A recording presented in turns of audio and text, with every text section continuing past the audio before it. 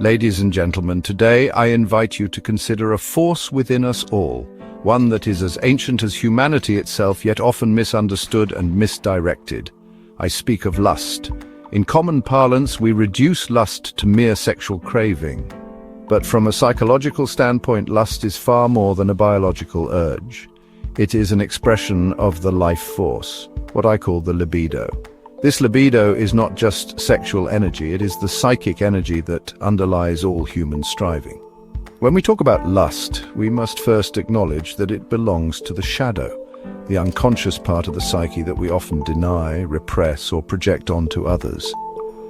The shadow contains everything we refuse to acknowledge about ourselves, and lust is a particularly powerful content of this shadow. In modern society, we often either indulge lust without reflection, leading to excess and emptiness, or we suppress it entirely, creating neuroses, guilt, and secret obsessions.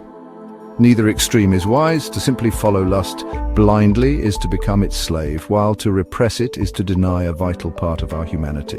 The task, therefore, is to integrate lust into consciousness, to recognize it not as an enemy, but as a source of creative energy.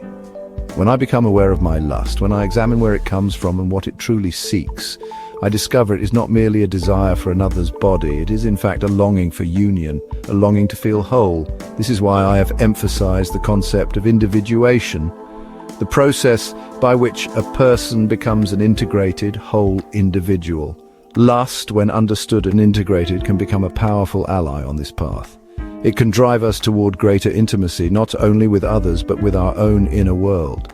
There is a profound symbolism in the erotic. In myths, we find gods and goddesses expressing lust as a sacred force that brings forth life and transformation. In dreams, erotic imagery often points not simply to sexual fulfillment, but to a need for psychological integration, a yearning to unite opposites within us. The masculine and the feminine, the conscious and the unconscious. When a man dreams of a seductive woman, she may represent not a literal partner, but his own anima, the feminine aspect of his soul. Likewise, when a woman dreams of a mysterious man, he may embody her animus, her inner masculine spirit. These inner figures guide us towards wholeness, but only if we do not mistake the symbolic for the literal. Therefore, I urge you, do not fear lust nor worship it. Examine it, understand it, and transform it. Ask yourself, what is this force truly asking of me? What deeper hunger does it signify? Where in my life have I neglected passion, vitality, or connection? Through this process of reflection, lust can shift from a destructive impulse into a vital source of creativity, love, and spiritual development. It can teach us humility as we see how powerful and instinctive our inner drives truly are. And it can teach us compassion, both toward ourselves and toward others, as we realize that every human being wrestles with these same primal forces.